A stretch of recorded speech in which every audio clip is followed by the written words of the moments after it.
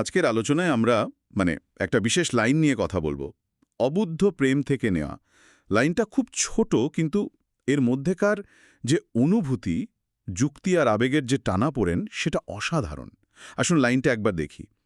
তোমাকে যে আমি পাবো না সেটা আমি বুঝি, কিন্তু আমার মন তো বোঝে না। খুব সহজ কথা, কিন্তু এর ভেতরে যে দুটো স্তর সেটা খেয়াল করার মতো, তাই না? প্রথম অংশটা আমি বুঝি। একদম। এটা হলো সচেতন মনের জায়গা, মানে যেখানে যুক্তি কাজ করছে, পারিপার্শ্বিকতা বিচার করছে, মস্তিষ্ক পরিস্থিতিটা বুঝছে, হিসেব করছে যে এটা সম্ভব না, বাস্তবতাকে স্বীকার করে নিচ্ছে। ঠিক, এটা হলো আমাদের ব্রেন, আমাদের লজিক, যা আমরা জেনেছি, বুঝেছি। কিন্তু তারপরেই আসছে সেই মোচড়টা। কিন্তু আমার মন তো বোঝে না। এখানেই তো সব গোলমাল, তাই না? এই মনটা আসলে কি? সে কেন বুঝতে চায় না? এই মন শব্দটা বাংলায় খুব ইন্টারেস্টিং।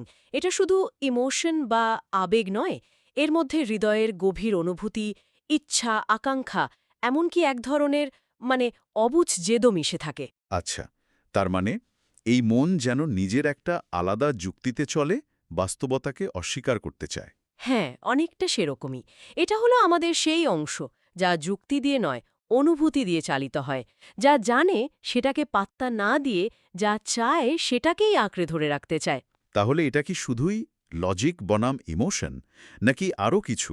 যেমন ধরুন, যা আমি জানি সত্যি আর যা আমি চাই যেন সত্যি হয়, এই দুটোর লড়াই। ঠিক ধরেছেন।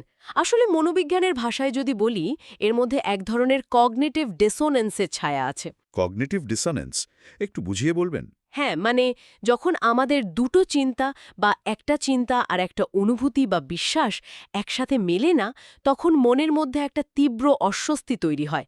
এখানেও তাই হচ্ছে। বক্তা জানেন সম্পর্কটা সম্ভব নয়, এটা তার জ্ঞান, কিন্তু তার অনুভূতি, তার মন সেটা মানতে নারাজ। এই দুটো বিপরীতমুখী জিনিস একটা দ্বন্দ্ব তৈরি করছে। বাহ, দারুণ ব্যাখ্যা। আর এই যে অসহায়ত্বটা, আমার মন তো বোঝে না, এর মধ্যে একটা সারল্য আছে, তাই না? একদম। একটা নিষ্পাপ আরতি যেন, যেন একটা শিশু যা সে চায় তা না পেলে যেমন করে, মনটাও ঠিক তেমনই অবুঝ হয়ে পড়েছে। হুম। আর এই সারল্য আর অসহায়ত্বটাই বোধহয় লাইনটাকে এত বেশি রিলেটেবল করে তুলেছে। ঠিক তাই, কারণ এই জানা আর মানার ফারাক, এই যুক্তি আর আবেগের লড়াই, এটা তো জীবনের খুব পরিচিত একটা অভিজ্ঞতা। হ্যাঁ, আমরা অনেকেই হয়তো এরকম পরিস্থিতির মধ্যে দিয়ে গেছি। জানি কোনটা ঠিক, কিন্তু মন অন্য কথা বলছে। সুতরাং দেখুন, এই ছোট্ট একটা লাইন কিভাবে মানুষের মনের ভেতরের জটিল রসায়নটাকে তুলে ধরছে।